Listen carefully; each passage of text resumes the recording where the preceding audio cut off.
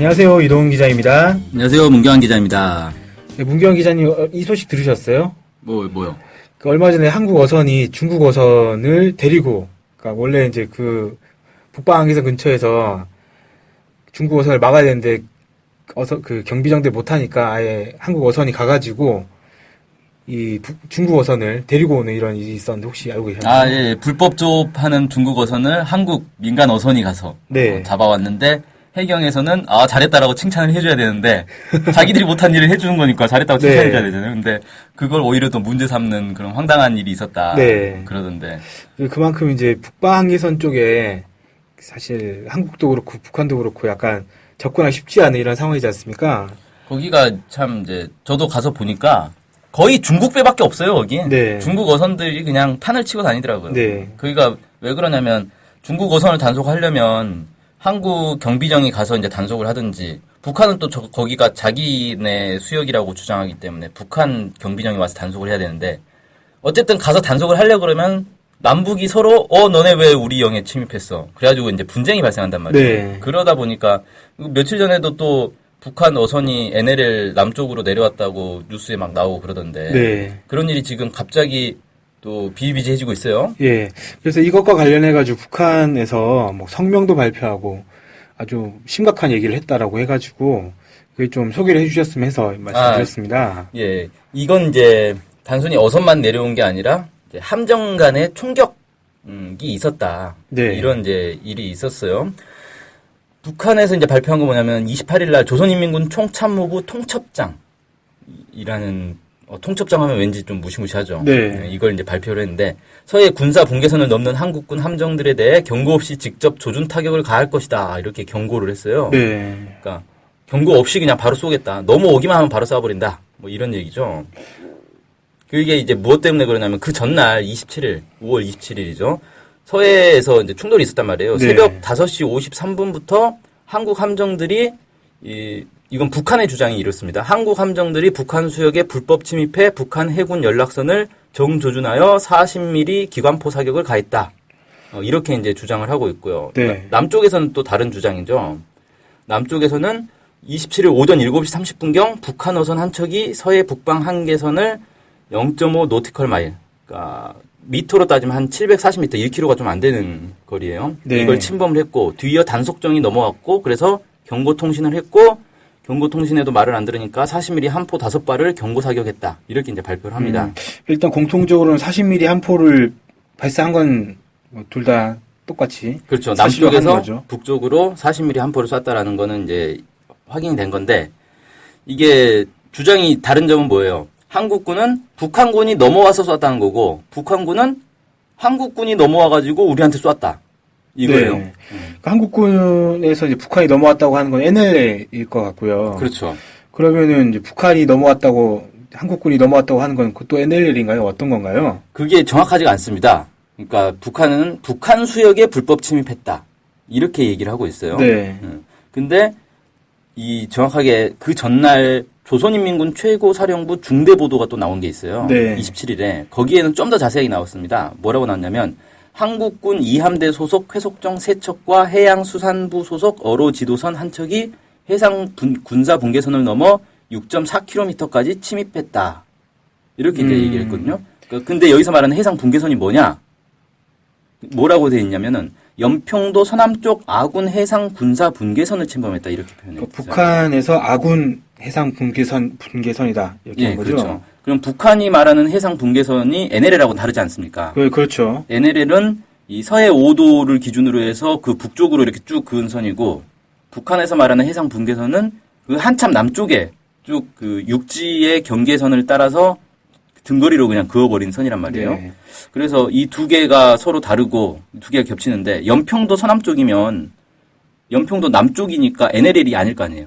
그렇죠. NLL은 연평도 북쪽에 있는 거죠. 네. 그래서 북한이 말하는 해상 군사 분계선은 NLL이 아니라 자기들이 설정한 군사 분계선을 얘기하는 것 같습니다. 네. 그러니까 이제 이게 말이 딱 맞아버리는 거죠. 왜냐하면 한국 입장에서는 NLL 넘어온 거네라고 보는 거고 북한 입장에서는 자기들 분계선을 넘어온 거네 이렇게 볼 수 있는 거예요. 그러니까 서로가 서로에게 우리 군사 분계선을 넘었다라고 주장하게 되는 상황이 됐다. 예, 그렇죠. 이렇게 된 거네요. 예. 참 심각한 이제 상황이 된 것 같은데, 이 저희가 이걸 보면서 다른 언론들 봤는데, 북한에서 NLL을 넘어오면 뭐 조준타격 할 수 있다 이렇게 해석을 했던데, 그럼 그게 좀 맞지 않는 해석이겠네요. 그렇죠. 그러니까 북한 입장에서는 자기들이 자체로 그은 선만 인정하고 NLL을 인정 안 하고 있기 때문에 자기들이 그은 선만 넘어와도 그냥 쏴버리겠다라는 얘기지 NLL을 넘어와야 쏜다는 얘기가 아니거든요. 지금. 네. 그래서 이 좀 일각에서 보는 것과는 달리 더 심각한 상황이다라는 좀 생각이 그렇죠. 들고요. 네. 그러니까 한국군 입장에서는 NLL 기준이니까 북한이 그어놓은 영에서는 언제든지 그냥 넘어가는 상황인 거 아니에요, 지금? 그렇죠. 그래서 사실은 이 얘기는 언제든지 사격이 가해질 수 있다라는 얘기가 돼버리는 네. 거예요. 그 제가 아까 처음에 서두에 얘기했던 그 한국 어선이 중국 어선을 데리고 오는 네. 불법 조업하던 중국 어선 데리고 오는 것도 그거 관련해서도 이게 막 북한에서 성명이 나왔던데 뭐 어선을 들이밀었다 이런 식으로 뭐 이렇게 표현을 하더라고요. 그러니까 그 어선이 중국 어선을 쫓아가는 과정에서 북한이 말하는 그 해상 군사 분계선을 넘었다 이렇게 얘기를 하는 거죠. 그래서 이게 그냥 어선이 넘었기 때문에 뭐 문제가 안 됐을 수도 좀 문제가 좀 덜했을 것 같은데 만약에 경비정이 또 넘어갔다 그러면 어떻게 됐을지 모르는 상황이었겠다. 그러니까 북한 입장에서 볼 때는 이런 것 같아요. 경비정이 와가지고 단속을 해야 되는데 우리가 이제 그 경고 없이 조준 타격하겠다라고 얘기를 해놓으니까 경비정이 안 오고 어선을 대신 보낸 거 아니냐 이런 식으로 북한이 이제 의심하는 것 같거든요. 네, 저도 그렇게 읽히던데 이게 뭐 사실인지 아닌지를 떠나서 경비정이 그 선을 넘어가면 어떤 일이 벌일지 모르겠다라는 걱정이 어선이 넘어가도 그렇게 얘기를 하는데 경비정 넘어가면 어떻게 될지도 모르겠다라는 그런 걱정이 좀 듭니다. 그렇죠. 이 또 좀 심각한 게 원래 이맘때가 한창 그 동네 연평도 뭐 이쪽에 꽃게잡이가 한창일 때 아니겠습니까? 네, 꽃게철이 이제 보통 4월에서 6월 사이로 보통 보거든요. 네. 그러다 보니까 실제로 이 서해에서 충돌이 발생한 게 대부분 이 시기에 많이 발생했어요. 네. 그러니까 흔히 이제 제1연평해전, 제2연평해전 이렇게 얘기하는데 1999년에 있었던 제1연평해전이 6월 15일 날 일어났고 네. 그다음에 2002년에 일어났던 제2연평해전이 6월 29일 날 일어났거든요. 네. 그러니까 6월 달에 실제 무력 충돌이 발생하는 가능성이 상당히 높고 이 연평해전이 그냥 갑자기 일어난 게 아니라 그 전부터 이 문제가 있었단 말이에요. 서로 막 그 물리적 충돌도 하고 뭐 배로 들이미는 사건도 있었고 이렇게 고조되다가 이제 해전으로 던져버린 거거든요. 네. 그래서 5월 달, 6월 달 이때가 가장 치열하게 이제 막 충돌이 발생하는 때고 그 이유는 어쨌든 어선들은 꽃게를 잡아야 되니까 이 경계선이고 뭐고 없잖아요. 일단 꽃게가 있으면 가서 잡는 거지. 바다에 선이 그어져 있어가지고 이 선 넘으면 안 되네 이런 것도 아니고. 그거를 항상 볼 수 있는 것도 아니고 꽃게를 잡다 보면 하고 넘어갈 수 있는 이미 넘어갔네. 네, 그럴 수 있는 상황이라는 거죠. 그것도 이제 문제이긴 문제인데 실은 어민들 입장에서는 한국에 있는 어민들 입장에서는 NLL이 기준선이잖아요. 네. 그러니까 NLL만 안 넘으면 되는 거예요. 근데 북한 입장에서는 NLL을 안 넘는 게 문제가 아니라 자기들이 그은 선은 이미 넘어가 버린 상황인 거잖아요. 네. 그리고 여기에 이제 한국 어선이나 북한 어선만 문제가 아니라 사실 진짜 문제는 중국 어선인데 이 사이 구역은 서로 자기들 수역이라고 주장하는 일종의 분쟁 지역이란 말이에요. 네. 그러니까 경비정들이 함부로 못 들어가요. 여긴 들어갔다가는 잘못하면 충돌이 발생하니까. 그러니까 알아서 자제를 하는 상황이거든요. 평상시에는. 네. 근데 이제 이 틈을 타고 중국 어선들이 그렇죠. 그 사이로 쏙 들어온다는 네. 거죠. 중국 어선들은 이제 맘 놓고 단속정이 없기 때문에 맘 놓고 이제 어로 행위를 하는 거고 이걸 보다 못해서 이제 단속정이 가가지고 잡으려고 그러면 이제 충돌이 발생하는 거죠. 네. 그런 일이 이제 계속 반복되고 있다.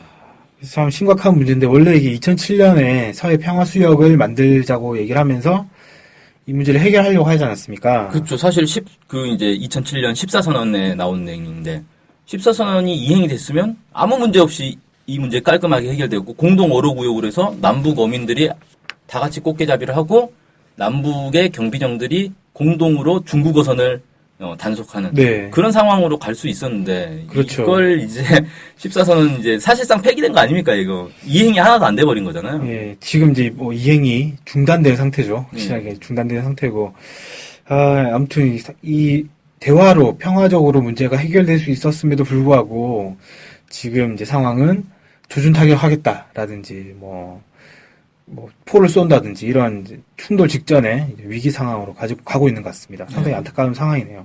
그리고 이제 좀 주목되는 건 이와 관련해서 북에서 그 전부터 계속해서 군사 당국 회담을 하자라고 제안을 해왔잖아요. 네. 근데 한국 정부는 비핵화 행동 없이는 대화는 없다.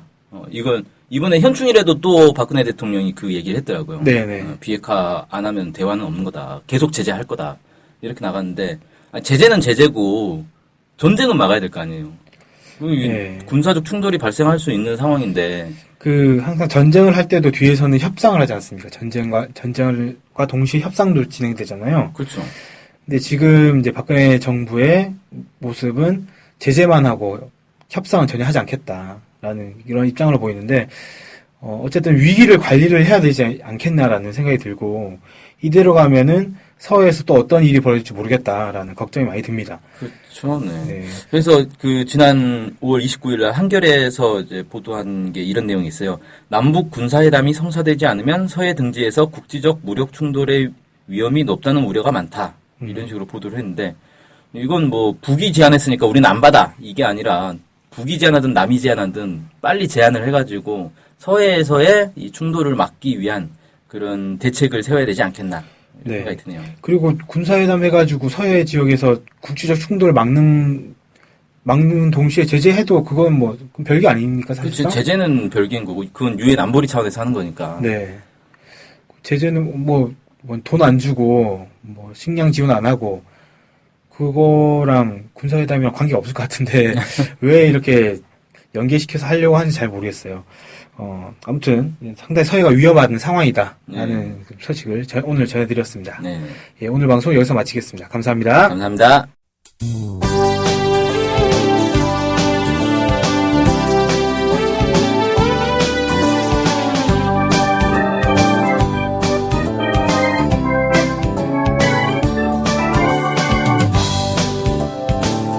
우리 NK투데이가 협동조합인 것 알고 계시죠? 네, 언론협동조합 NK투데이죠. 네. 근데 왜 협동조합이에요? 협동조합은 지분과 상관없이 조합원 모두가 동일한 권리를 갖는 민주적인 조직 형태거든요. 그래서 요즘 뜻있는 언론사들이 협동조합으로 바꾼 추세입니다. 네, 진짜 멋있어요. 약간. 그러면은 조합원이 되면 어떤 혜택이 있을까요? 일단 언론협동조합 NK투데이의 한 가족이 되는 특권을 누릴 수가 있습니다. 특권이요? 네. 예. 그리고 각종 행사나 강연, 도서 판매 등에서 할인 혜택을 받을 수 있습니다. 네. 그럼 조합원에 가입하려면 어떻게 해야 돼요? 저희 홈페이지에 조합원 가입 안내가 자세히 나와 있으니까 한번 보시고요. 전화나 이메일로 연락 주시면 친절히 안내해드리겠습니다. 물론 조합원에 가입하시려면 출자금과 월 조합비를 준비하셔야 합니다. 아, 그렇군요.